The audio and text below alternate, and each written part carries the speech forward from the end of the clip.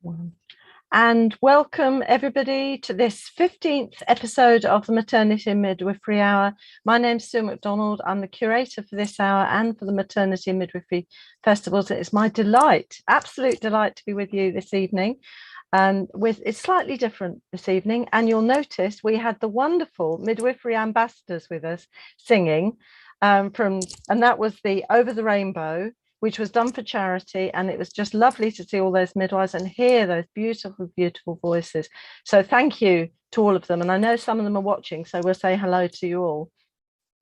And I'm also delighted to be joined by a small selection, because we're limited. We can't really have like 50 people, but we have a small selection of our special friends and previous guests from this last year.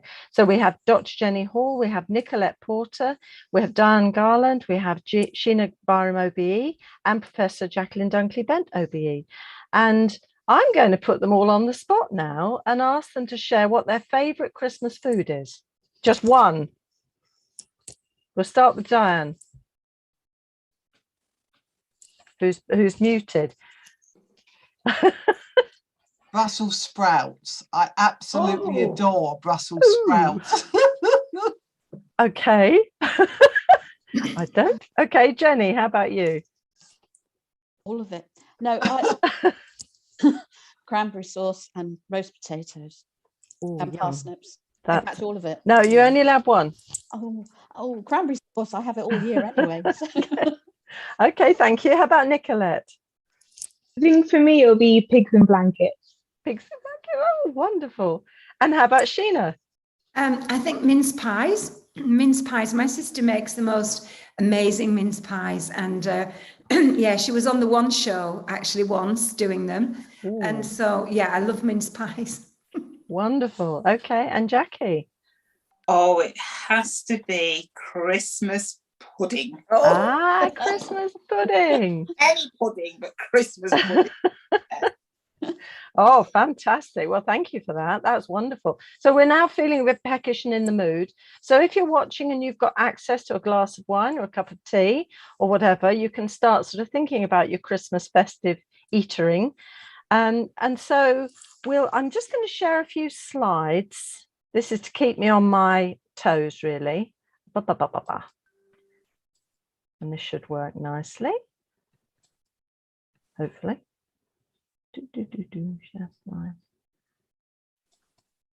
I usually make my speakers do all of this without me having to do it. So I'm just starting with a few little reflections on the last year, because it feels like a very fast year this year, actually.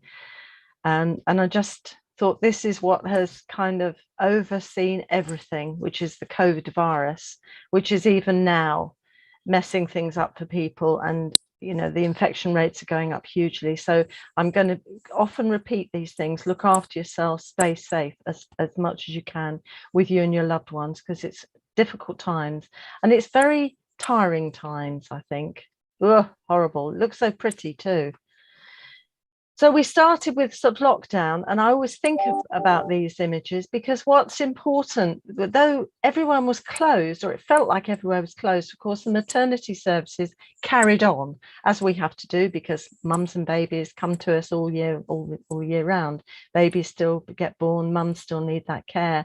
And I think one of the fantastic things over the year was the creative ways that midwives worked to make sure that care was delivered safely and it was at a high quality and mothers felt looked after and well cared for.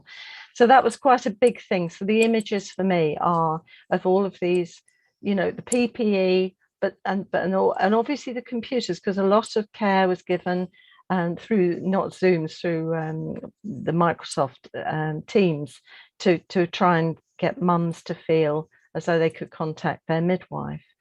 And I always think about this because obviously the Maternity and Midwifery Hour, which is I have a special place in my heart for, we started in response to the pandemic, and we really wanted to provide CPD, continuing professional development, information and the linkage for midwives, for students and other people in maternity services, including mums and dads actually, and doulas and maternity care support workers, And I know we have a lot of people from all over the world, and welcome to you. And I'm really pleased you've joined us this evening.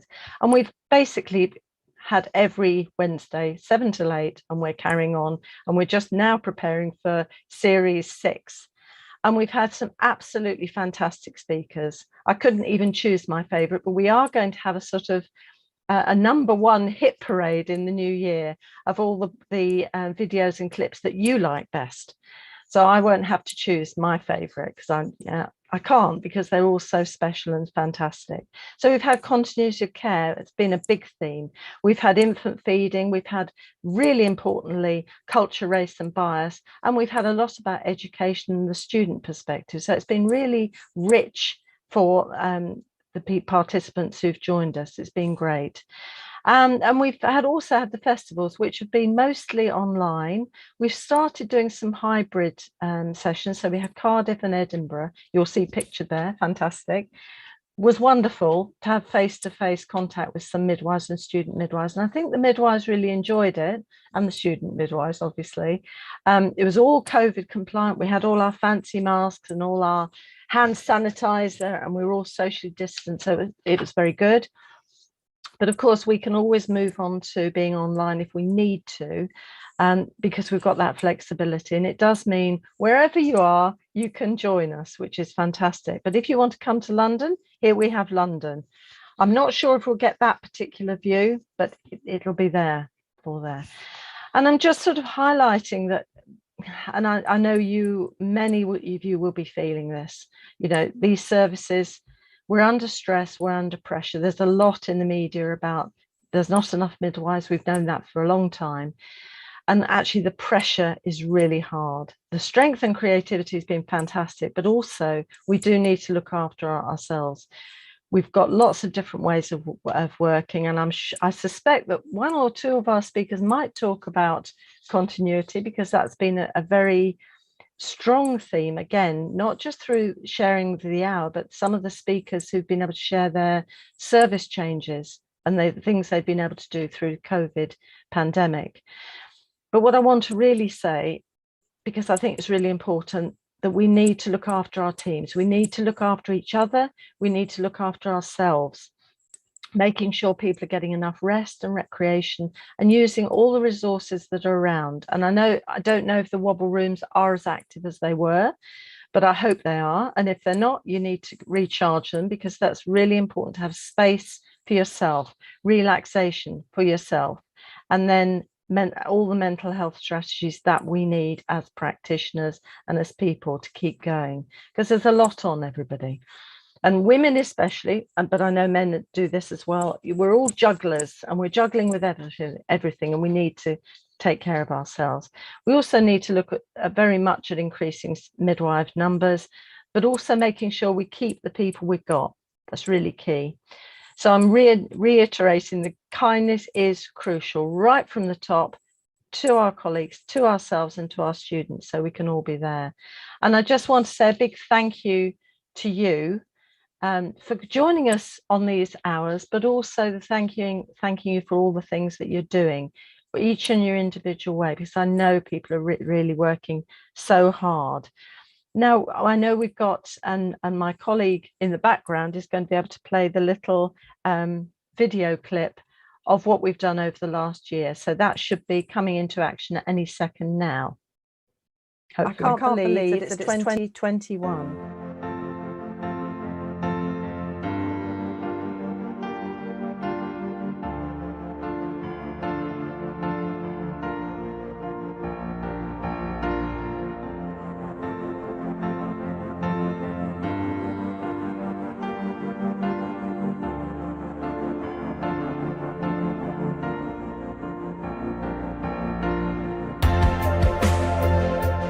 As well as you guys here, we've got a lot of people who are sitting at home or at work or in universities watching. So welcome to everybody who's come in to see us. As the Chief Midwifery Officer, whilst I'm advising at lofty heights and supporting policy and everything else and being a leader for our services in England, I also work clinically. So I just want you to know that I truly believe that to be an authentic leader, I have to walk and step in your shoes. This is the pelvis. Now, this is what we're talking about right now, is nutation. Now, nutation is this is the sacrum here, and the nutation means it's nodding forward. Now, of course, I'm grossly exaggerating, but you can see what happens. It nods forward, and if it nods forward, it decreases the inlet, this part, the brim, because it's nodding forward. But it's increasing the outlet. And I remember as a midwife, I used to say to women, oh, don't worry, your pelvis is going to open. I think, please don't ask me how, because I'm not quite sure. But it took me many years later and self-study to find out that actually nutation and counter-nutation is a thing. It's how the pelvis opens. Now, preparation, what I would say is absolutely nothing prepared me for what happened for when I went into the clinic the next morning.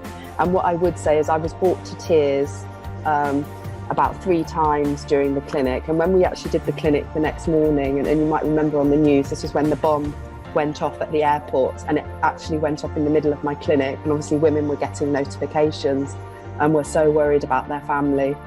And the level of kindness that I saw from the people inside the hotel that was trying to help the refugees, but also from the women themselves. So when you see patients and you talk to them about the vaccine, how do you go about the counselling? So one way to approach this would be to talk about the benefits of the vaccination and then to talk about the risks. So the obvious benefit from the vaccination is that it protects you against COVID-19. But the other reassuring feature about the vaccines is that they are non-live. So the vaccines do not contain live COVID, and we have a lot of data on other non-live vaccines, such as pertussis, whooping cough, and the influenza vaccine, which is given every year. All non-live vaccines are safe to give in pregnancy. There is no data showing any harm from any other non-live vaccine. And there's no reason to suspect that the COVID vaccine will be any different to these other non-live vaccines. A healthy baby is not all that matters in terms of a mother's mental health. Many women remark that when having a vaginal examination, the midwife will say, "Oh, I just did a sweep whilst I was examining you." My own experience was that I consented to a vaginal examination without realising what that actually entailed. I was very naive, and as the doctor inserted her entire hand into my vagina, at that stage, I immediately felt I'd lost all autonomy. At no point did I ever give informed consent to that. Please be the change. You are incredibly powerful people when somebody is at their most vulnerable. You can be the difference between walking out of the hospital mentally well and walking out with PTSD. So what are the effects of unconscious bias on midwifery care? How do you think unconscious bias can affect the way we treat our women? So it can almost be a bit of a vicious cycle. So Black and brown women and birthing people are not treated with equity, leading to unacceptable levels of morbidity and mortality. They then become marginalised communities that become mistrusting of maternity services, and they might be reluctant to engage because their initial experience has been negative. We then label them as difficult and unwilling to engage, and the cycle of substandard care continues. So we put the blame on them. Oh, but they don't attend, they don't do this and they don't do that. But we forget about the fact that it's our bias that has actually made their care substandard. It's not enough not to be racist. You have to be, you have to do more than just saying, well, I'm not a racist. You have to push for change. You have to support us. You have to be our allies if you want things to change. Otherwise, they will stay exactly the same as they are. I started by saying what we do ripples through generations. The environment in the womb now will influence whether that person, when they're an adult, will have coronary artery disease. Look up Barker's work if you don't know that work. What we do and say will ripple through generations. So it's our time now. And for every student midwife that's listening, junior or senior, do we do nothing? Do we do little? Do we do our best? I think that we are being our best, we are doing our best, and we are absolutely doing what's right.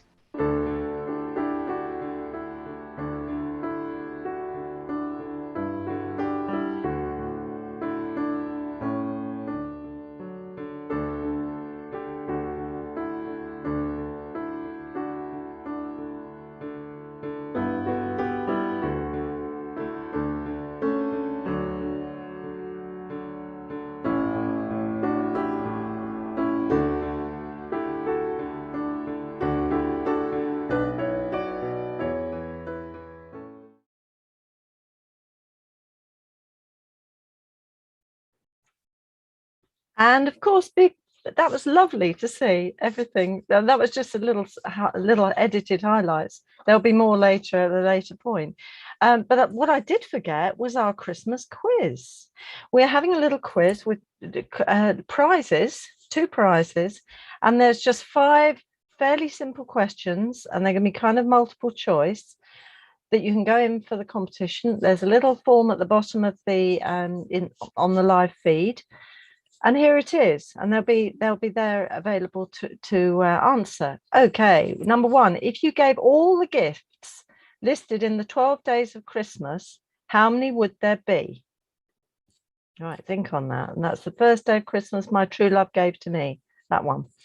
More babies are conceived at Christmas than any other time of year. You know, your midwives and student midwives, is that true or false? Which ocean is Christmas Island situated in? That's a bit trickier if you're not geographically competent like me. Never mind. If you were born on Christmas Day, what is your star sign? And in the classic Vicar of Dibley Christmas special, the Christmas lunch incident, how many Christmas dinners does Geraldine Granger have to eat? And then I want a little bit, what's your favourite thing about Christmas? That's all you need to do to get it into the chance of getting a prize. I believe there are 2 £25 vouchers up for grabs, but my guests are not eligible for any of them, I'm afraid, but they do know the answers. We checked. Anyway, I'm going to move without further ado to our first little treat in the selection box, which is Dr. Jenny Hall.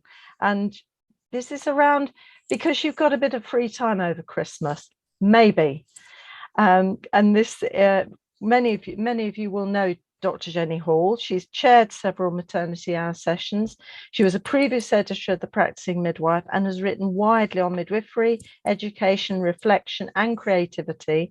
And she's recently written, if you haven't read it, a great article on the newest edition of The Big Issue, and is an educationist, a passionate midwife, and creative wonder. She helped get us knitting little midwives a few years back, I think 5 years ago, maybe. 2016. Very good recruitment drive, Jenny. Yeah. And she's also an editor for Matflix and fellow of the Royal College of Midwives and senior fellow of the Higher Education Academy. And welcome, Jenny. The screen is now yours. Well, I'm not going to do anything with the screen. It's just going to be me. I'm just going to have myself tonight.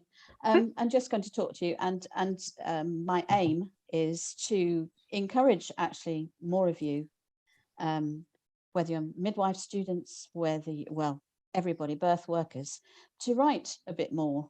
And there are lots of reasons behind that, and I'm going to just try and race through this, because I know that I could talk for hours on this particular subject. And as Sue has said, I've been involved in writing and editing for a number of years.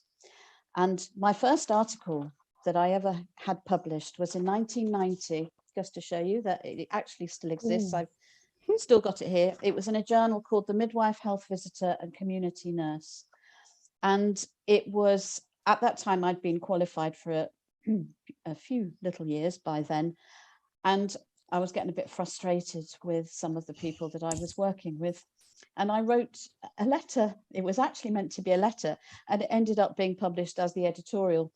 I don't think I'm going to have time to actually sort of write about it, but to read you any of it. But basically, it was about the attitude and the lack of care that some of these midwives were actually showing to the people that they were caring for. And it was about relationship, with the women, those kind of things. And funnily enough, is what we're still dealing with now, very sadly, after all this time. And I put actually in it, agreed, we're all meant to be a caring profession, but we are hopeless at caring for ourselves and for each other. And if we're unable to do these, how can we expect to truly care for our clients? And we are still in that situation now. So perhaps some time I might get it online again, because can do that. Anyway, so to write, but why? Why do I want you to write? Why should we be writing? Well, basically, I think we need many more voices from midwives, birth workers, maternity care assistants, students to be heard, to be seen, to show the public globally that we have stories to tell. And there is so much to say about midwifery. We could talk about so many different things. And who?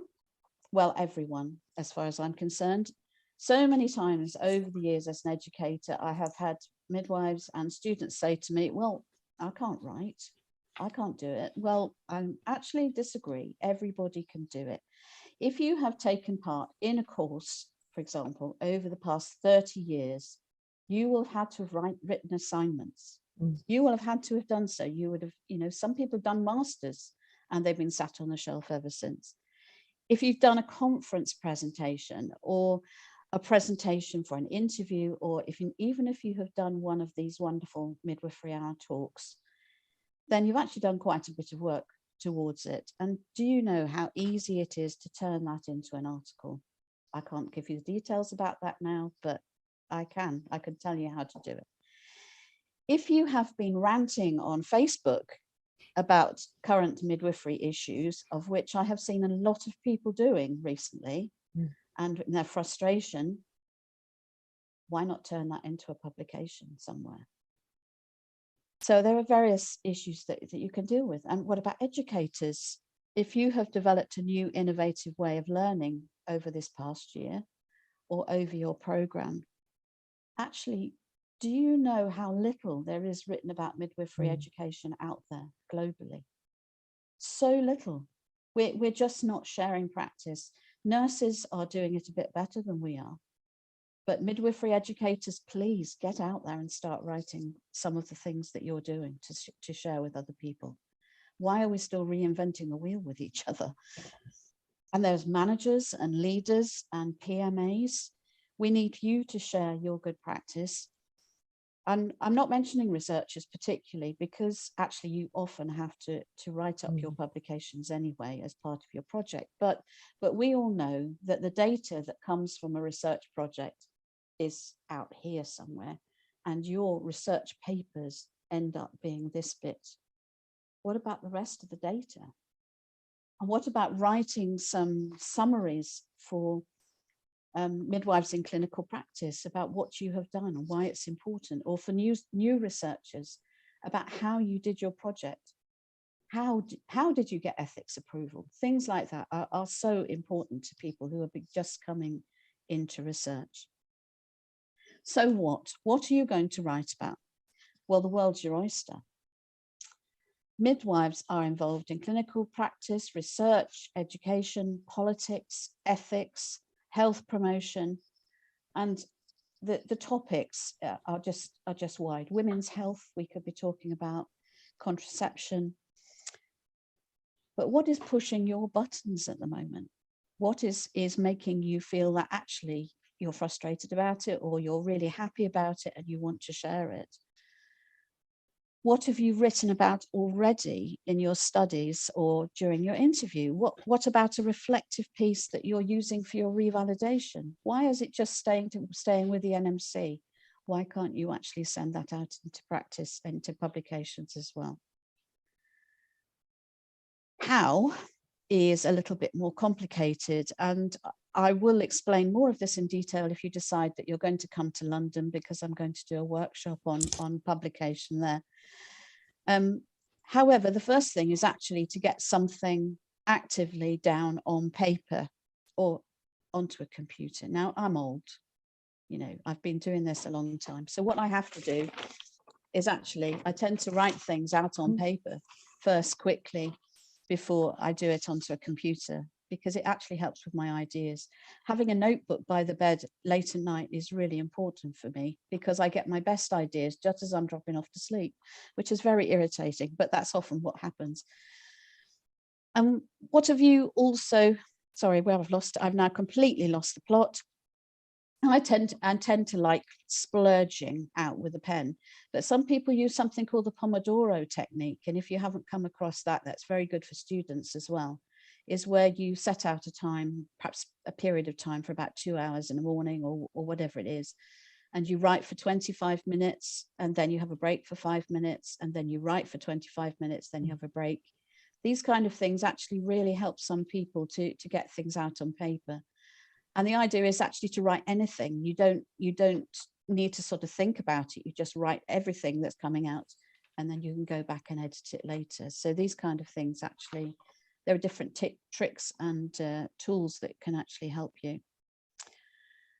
But I know time is a huge factor. I do recognize that, which is why if you do something like the Pomodoro technique, that really does help. And also, writing with other people is really helpful. So find somebody else who is more experienced, perhaps, and say, can we write something together? And I'm pretty sure that most people would be willing to say, yes, of course, we can do something together. So where are you going to publish? There are so many different places these days. Back in the 80s, we had few places to publish. You wouldn't believe it, really, how much publication has gone on over the past few years. And of course, the amazing internet that we now have. And there are so many things to choose from. And there are blogs as well. And actually, you could just set up your own blog. You don't have to publish it somewhere else. You can just do your own thing if you want to, which is absolutely fine. Thank you very much. And check on the guidance, obviously, of different publications about whether it's going to be suitable for you to publish for them. For example, if you decide that you want to write for an engineering magazine, it's very likely that they won't accept you unless it's something relevant from a midwifery perspective. But contact an editor for help. I'm going to skip through for some of these things. Books and chapters you can do later on, perhaps, or also you may get asked to do a chapter, and often working with somebody else can help to start you off. When to start? No time like the present. Why not make it a little aim in your break over Christmas if you do get one, or on night duty? No, that's not realistic, is it? Okay, but as students, try and get together and encourage each other. Say, what can we do? How can we ask our tutors for guidance, for example, to get in publication? Get together as a team and say, can we write something about this wonderful piece of service improvement that we've done? And finally, there are sometimes opportunities to write different things. And I have written something, which I don't know if I'm allowed to. Have I got time? I will very, very, very, very quickly. I very much promise, because it's literally 55 words. And there was a competition or not a competition. There was a journal called Families, Systems and Health, which I'd never heard of before, but they put out a call to say, could you write something in 50 words about transformation? So if you don't mind, I'm just going to read this for you because it might mean something. Simone had disappeared inside herself, breathing deeply. At the end of each breath, a moan escapes. She dances, upright, alone, alive, as her partner holds space and loves her. I am an observer. Suddenly, she leans forward. The atmosphere is charged. I want to push. Hair, crown, face, and body appear. Simone returns, a mother. So that's just something quite different that you can do. And what I'm going to suggest to you is to think about over Christmas is whether you can write in 100 words, because I'm going to give you 100 rather than 50, to write something about new beginnings. I'm going to give you that challenge. And if you want to send them in to me, here at the Midwifery Forum, then we will choose the best 5 that we will publish in the next year. Or if we get lots of them, we might publish more over the year. And of course, if anybody wants to write as well for the blog, whether you're a student or a PhD student or a midwife, then please get in touch with us and we'll be very pleased to hear from you. Thank you very much for listening. Fabulous, fabulous. Thank you, Jenny. I love being reminded about the Pomodoro technique, and it's a really good strategy, actually, really helpful, because it sort of gets you really focused. Because I think mostly we're all trying to rush around, trying to do a million things. And when you're writing, you do need to sit down and accept the first few words you put down might not be brilliant, but I have to say those 50 words are brilliant. And really, I brought a lump to my throat to think, because we've all been there as midwives, helping a woman become a mum, and a dad become a parent as well, whatever connections they have. That's fantastic. Thank you so much, Jenny. So take Jenny up on the challenge for next year. You know where to send everything. I'm going to move swiftly on to Nicolette now. Nicolette Porter, and she's going to talk about student midwives Christmas. And I'm really so pleased to introduce Nicolette because she's been with us before. She's in her 3rd year as a student midwife at Middlesex University. She's a student ambassador for Capital Midwife and co-editor of the Student Midwife Journal. Very passionate about promoting inclusive, individualized care and sharing knowledge, informing midwifery practice to her fellow students. She's also got a special interest in improving the experience of autistic women and birthing people using maternity services. And she was the winner of the Nursing Times Student Midwife of the Year. She's also thinking about doing a master's and research when she completes, in between everything else. So welcome, Nicolette. Now the screen is yours. You're it.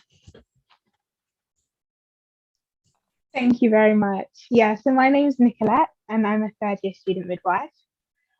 So I'm going to talk a bit about Christmas as a student midwife. So not everyone's course is structured in the same way, but my university course is structured so that we have a 2-week break over the Christmas period. But break might be the wrong word to use, as many of us have exams and assessments and OSCEs when returning in the new year. So studying over the Christmas break is still really important to keep on top of it all.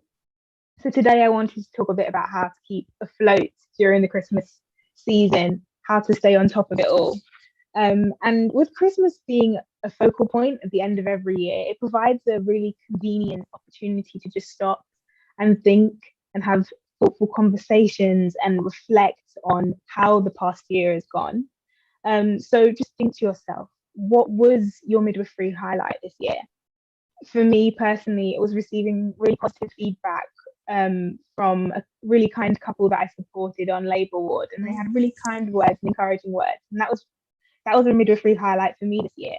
But also think, what was your personal life highlight? So for me, it was being able to share the Nursing Times Student Awards ceremony with my sister and being able to share my achievements with my family. So the reason why I bring up midwifery highlights and personal life highlights is that they are equally important. And your midwifery life and your personal life, they need to be balanced. And sometimes it can be very, very easy for an imbalance to occur with these things. It becomes your entire life. And although you love it, you need to remember that there's so much more to you and there's other things that you've got to consider. So that's why I do want to encourage other student midwives listening today to take this little holiday period as an opportunity to recharge your batteries and to completely relax and give yourself permission to take a break. Give yourself permission to have a little bit of fun, because this is my final year, so next year I won't have this opportunity. So it's really important to do that. So the way that I'm negotiating that with myself is by having 1 week of that holiday be completely relaxing and the other week of that holiday using for revision and using to catch up. And it's really important to make that distinction. Last year, I think I spent 2 days of the whole Christmas break not doing anything, and the rest of it was studying. And that's unsustainable. You don't want to go into the new year already being tired. You need to use this opportunity to catch up, and it will be worthwhile if you split it in this way. So 2022, it's going to be the year that will hopefully bring a lot of opportunities and experiences. It will be the year that I continue working with the Student Midwife Journal as co-editor, as you said, and I'm really proud of the work that we're doing there, and I'm really excited to share some of the publications that we're working on. 2022 will also be the year I finish my dissertation. 2022 will also be the year I qualify as a midwife and I begin my first job as a midwife. So I'm really, really excited for 2022. And I hope that the new year will bring for all of you and just the midwifery profession in general, a much happier year, better working conditions for midwives, a sense of community that we're all doing it together.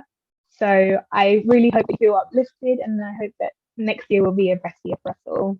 And thank you for letting me speak, and I'll hand over to you, Sue.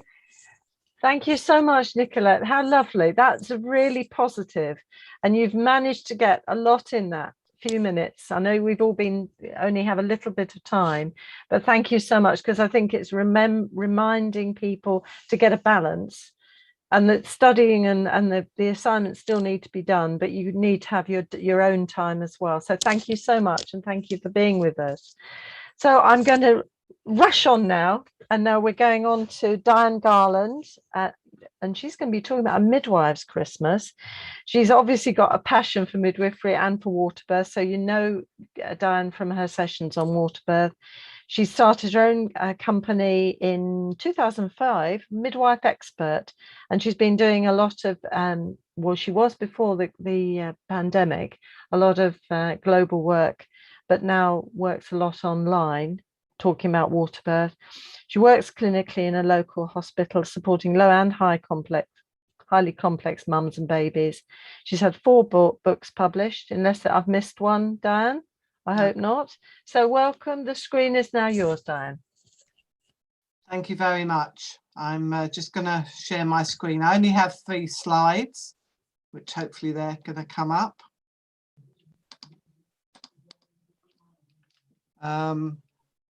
Because Sue asked me to just talk a little bit about a Christmas box selection. So these are my midwifery memories.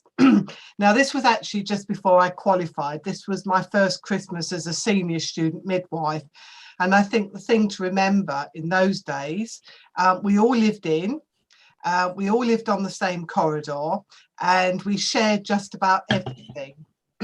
Now, this was the time where students didn't get a long break at Christmas. So I thank Nicolette for saying how different it is now, although I'm not saying you don't work, it's just different type of work.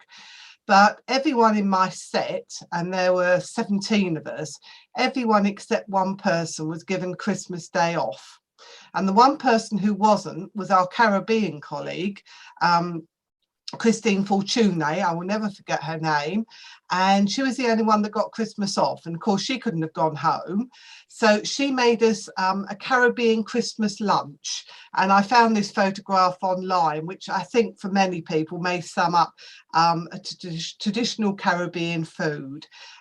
We had all the tables laid out in the corridor. We had sheets that we had borrowed from the wards to make our white tablecloths. And that's how I spent my first ever Christmas, way back, as you can see, long time ago in 1982. Now, we have to have some lightheartedness. We all know it's been an incredibly difficult 2 years. I've carried on working, but there was a time where, you know, the fun bit out of Christmas was wearing funny hats at deliveries. And I can remember wearing a Father Christmas hat, would you believe, doing a water birth, which of course fell off halfway through the birth anyway. But it wasn't being facetious, it wasn't being over funny. It was to bring some laughter into an amazing time in families, midwives, colleagues' lives, and we have to hang on to that. We all know how difficult these last 2 years have been. So yeah, we used to wear funny Christmas hats. There was a time where we even used to wear Christmas dangly earrings. I have no idea what Jackie might think about that, or our infection colleagues as well. But you know, life was very different back in the 80s and 90s. And then the final one I just want to share, because of course it is so important. Christmas memories are all about the Christmas families. And yes, this is just a stock photo of a very cute baby with his or her, don't know the sex of the baby, Christmas outfit on. But please remember, there are colleagues and there are families who are going through very difficult times, as normal with fetal losses and baby losses. So we do hang on to those memories at this time. And I've had colleagues that I've lost this year and colleagues who have lost family this year. So those thoughts and memories are there. And the final photo is Father Christmas, but this is actually, and it goes back to the Christmas with colleagues, this is Paul, where I work. He's our IT maternity manager. And every year, Paul dresses up as Father Christmas. He's done it already this week, and he will lead the way for all of our memories for hopefully this year and beyond. So lots of memories, lots of times, and lots of times ahead. I'm still practicing, as Sue very kindly said, and I foresee that to continue for as long as they want me, and I feel useful to my families that I work with and of course colleagues. So have a safe, happy Christmas and New Year. Thank you, Sue. Wonderful, Diane. Thank you so much. And thank you for reminding us that there are people who are going to have a different feeling over Christmas, because if you've lost anybody, you're in a different mindset, and it feels more at over the festive period or whenever. So thank you very much, Diane. It's always good when you get a group of midwives together, because you'll always have some fantastic reminiscences. I'm saying that mainly to Nicolette for your future. In 20 or 30 years time, this will be you. So I have to move swiftly on again, because we have Sheena Barham, OBE, and known to most people. I would think nobody wouldn't know you, Sheena. She's worked in all areas of practice as a consultant midwife, head of midwifery. She works as an independent midwifery consultant, providing support to NHS colleagues and global organisations, and she lectures all over the world on childbirth topics. She's got midwifery memoirs out, Catching Babies, Sunday Times bestseller, and also she's jointly edited The Rule Behind the Silence, I've got it right in front of me, The Rule Behind the Silence. I started worrying that I've got the wrong name, and Squaring the Circle, and she received her OBE in 2011 for services to midwifery.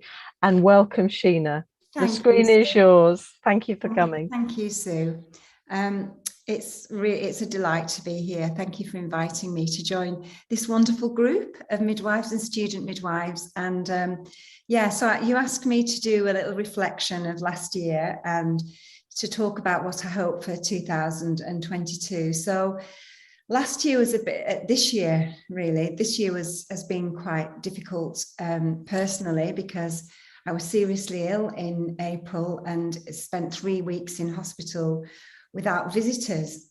So that was the sad thing that happened. But the hopeful thing, sort of in response to that, was that I got better and the NHS made me better, and I didn't have anything that's lasting, and I'm now fighting fit again.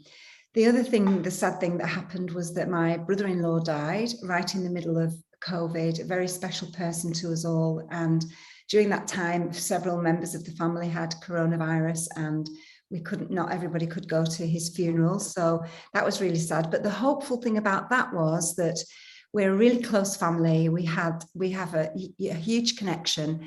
So we all looked after each other in different ways. And what happened because of that was we saw that things can be okay, even if they're not okay. So yeah, that was just been challenging, but I felt like I wanted to share that with everybody. And that's my personal life. And in my professional life, there's been challenges too, because I tend to be the recipient of midwives and student midwives contacting me personally to tell me how hard they're finding their jobs. And it's been quite distressing, really, because some of those individuals have been very dear to me, and I felt their feelings, and it's really kind of, I've not been able to help them sort of clinically. But one of the biggest hopeful thing about these situations is that every time I've passed this information on to my senior colleagues, one of whom is Jackie,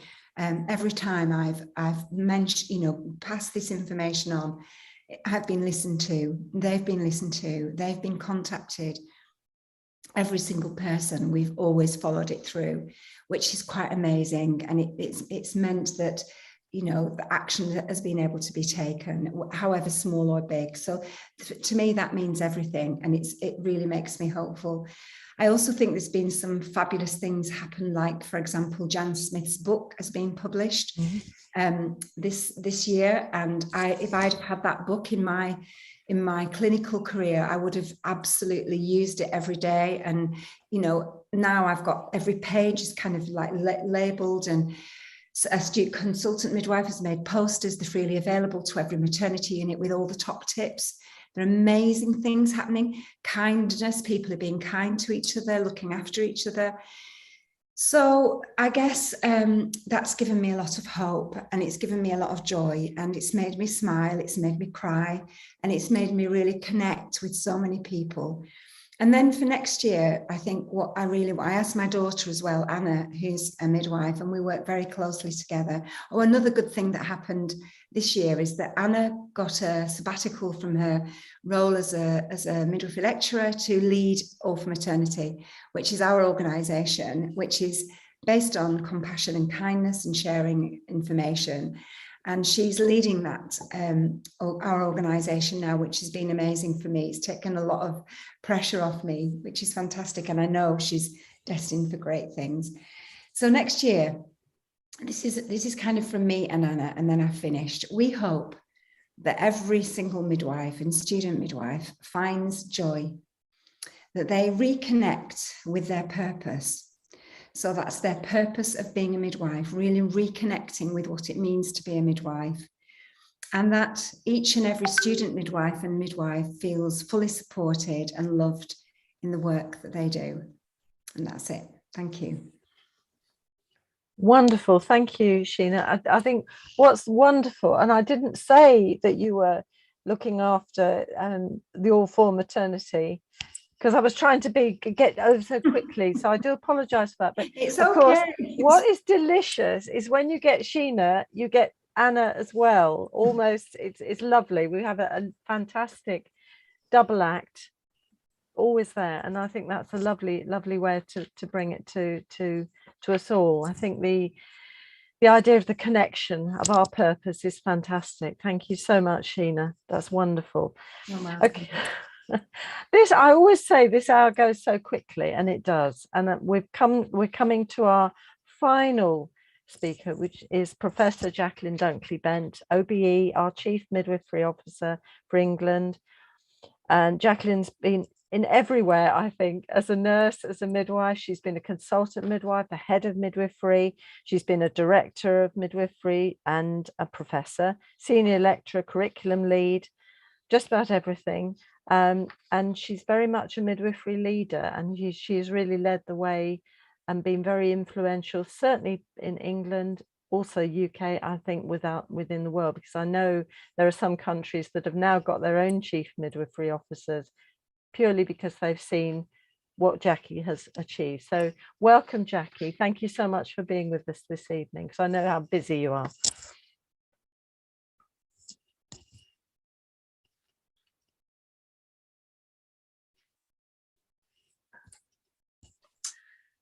Okay, so thank you so much. Really delighted to be here, and I'm just going to watch the clock because I know I've only got 5 minutes to speak, but just wanted to say, in terms of reflections, actually, just thinking back over the last year, in my family, my extended family, we've had 4 babies, 4 baby girls, and for every pregnancy, I have been called no less than probably 18, 19 times at various parts of the journey, and with fears, anxieties, some that I could answer easily, and others where they were really concerned, I am Black, am I going to die?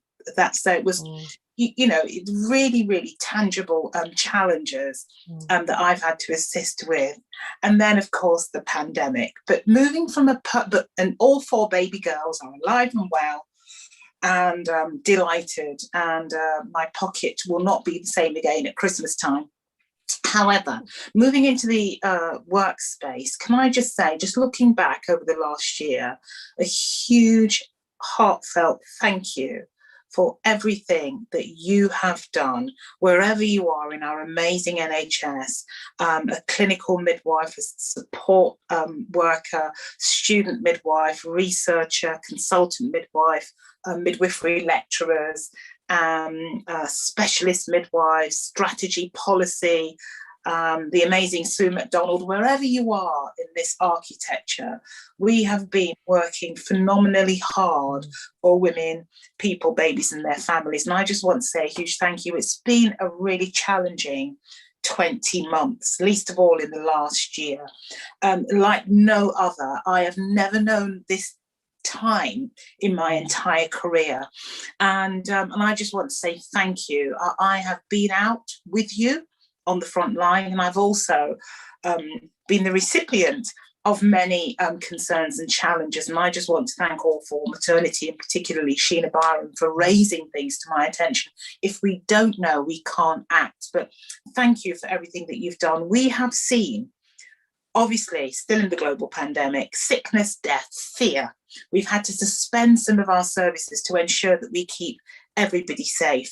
We've had to suspend some of our national ambitions. And I know continuity of care continues to be a challenge, but because of your feedback, because we've listened, because people have come my way and shared, we have changed our guidance to ensure that at the very start of our continuity of care of guidance, based on what you've said, there are building blocks that are now in place that you have to achieve before further rollout. So you can't go any further with continuity of care until you have safe staffing, education of staff and engagement of staff.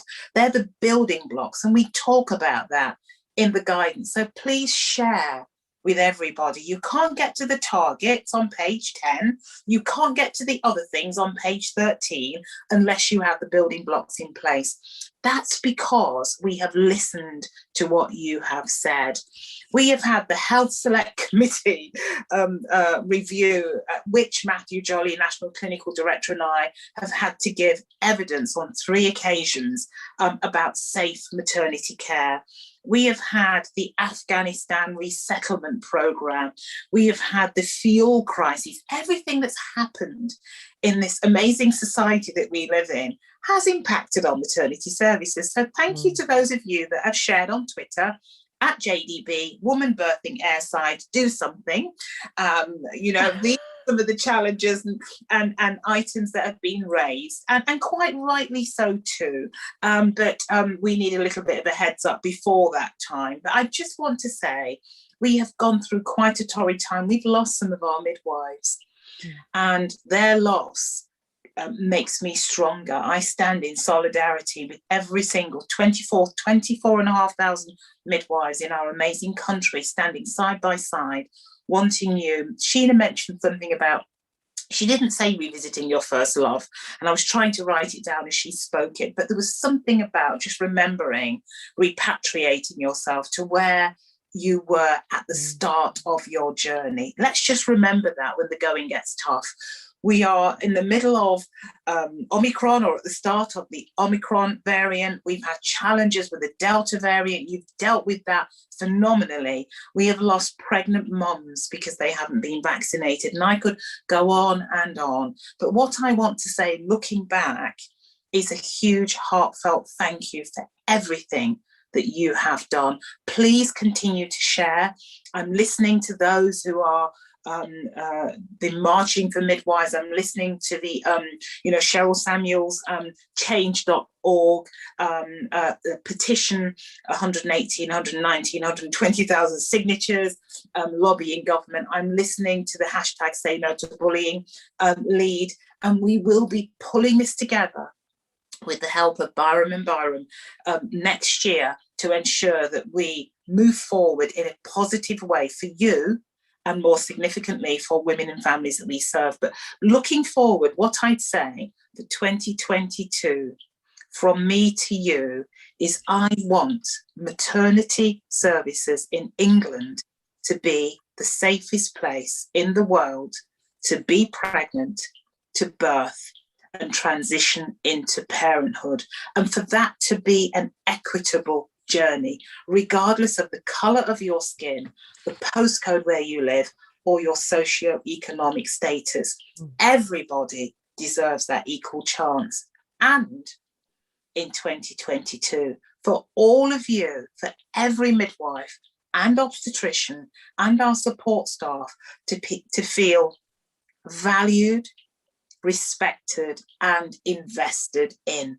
Now that's a tall order, but I've got a lot of energy along with the national team and the regional chief midwives to make some of those things a reality. And together, because we can't do it alone, together we can achieve that ambition. All of us, wherever you are and whatever your role is, we can achieve that together. So they're my ambitions for 2022. I could go on, there's no time, but just thank you so much for listening. And again, a heartfelt thank you for everything that you have done and everything that what you will continue to do. What we do, and I'll repeat this, I say it all the time, what we do will ripple through generations.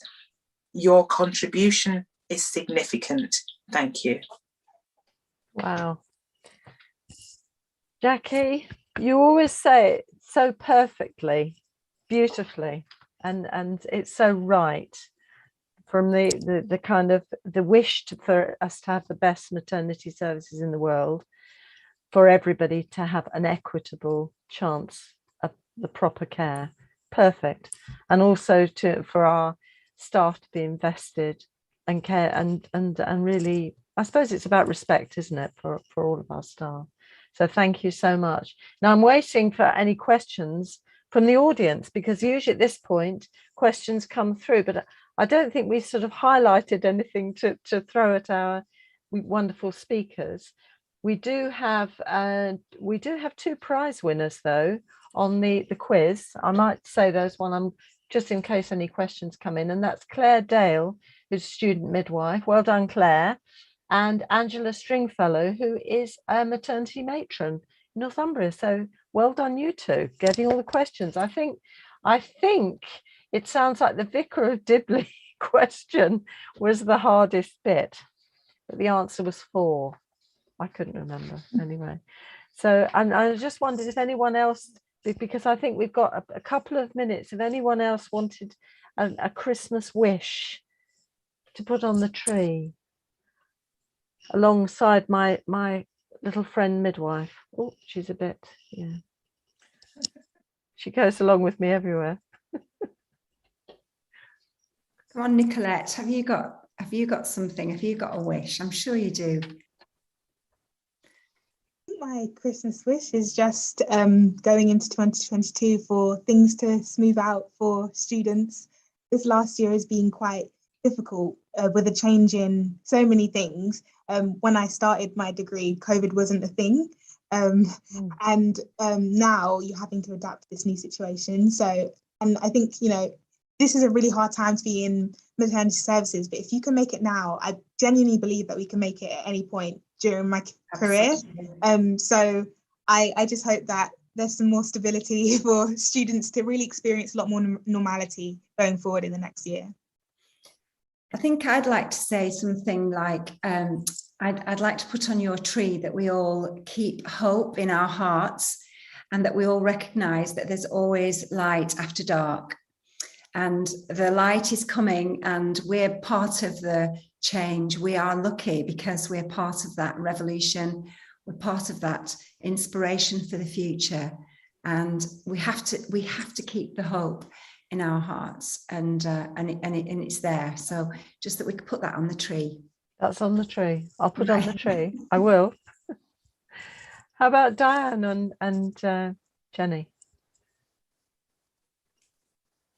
I think really for me it's maybe a little bit more international as well, thinking about our colleagues abroad. I mean, some of your early snippets were talking about, the issues in Afghanistan, but, we know there are so many people around the world who are doing amazing work without necessarily the appropriate PPE, things like that. So my love goes to all of my colleagues that I know around the world and every other midwife.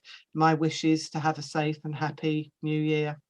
Oh, wonderful, Diane. That's fantastic. Because I know we do have many of our audience will be from away out of UK. So thank you. That's lovely. But Jenny looked as though she was going to say something. I mean, I guess it would be lovely, I think, for all our colleagues who are having to work on Christmas Day. I just really hope that you get a break. And because I know an awful lot of people have just been keeping going and not getting breaks. And I just wish for you all to be able to have some time to relax at some point, and that you will be able to feel that we're all thinking of you. Because I know I'm not working on Christmas Day, but it's a very, I just hope you get some kindness to each other as well, and from the managers and from everybody. And it's also to all the ambulance staff and all the doctors, all the maternity care assistants, everybody who has been just working so very hard. And we just really hope that 2022 brings enough staff and we can get things moving.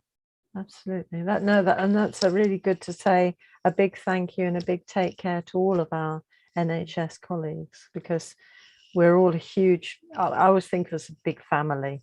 So if anyone insults the NHS, dare they insult us all. But I don't. Jackie, did you want to say a last wish? I think I've shared you have. But it's really my wish is just that we could be kind, compassionate, respect and value each other as well. That's what I'd add on to my. Lovely. I think that's a perfect finish. So thank you so much to our lovely selection box. If they were chocolates, how delicious would they be? All the soft centres, I might say. Sheena. Can I just say one thing? Just thank you to you, Sue. Thank you to you. You've been there most weeks, presenting, hosting these wonderful sessions, these hours for another year. You've done it week in, week out, and you do it with such grace, and you make everyone feel, even if it's just for that hour, you're so positive the way you present and give all the information about what's going on, and then you send us a little email that makes me smile. And so, it's thanks to you, because you keep a light burning, for a lot of people, and I know you put a lot of effort into it, and your positivity really radiates to us all. So thank you for everything that you do. Oh, Sheena, I'm going to have a lump in my throat. Thank you so much.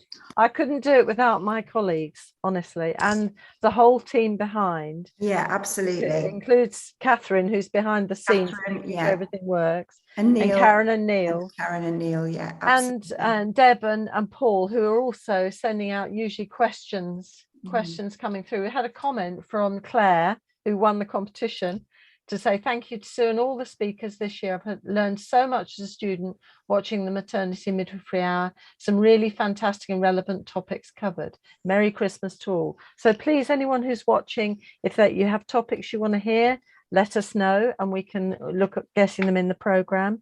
There's no Maternity Hour next week because we're far too busy doing all the Christmas cooking and getting those puddings ready. I've done mine actually, but we're back on the 12th of January. Don't forget to book for the 18th of January, whether you can come to London or you want to come virtually, that's fine and great. So in the meantime, stay safe, stay well, get your vaccinations, get your boosters, wear your mask, keep your social distancing, got all these things to remember, get your hand gel, but keep safe and well and look after yourselves and be kind to yourself, because you need to. And we'll see you soon.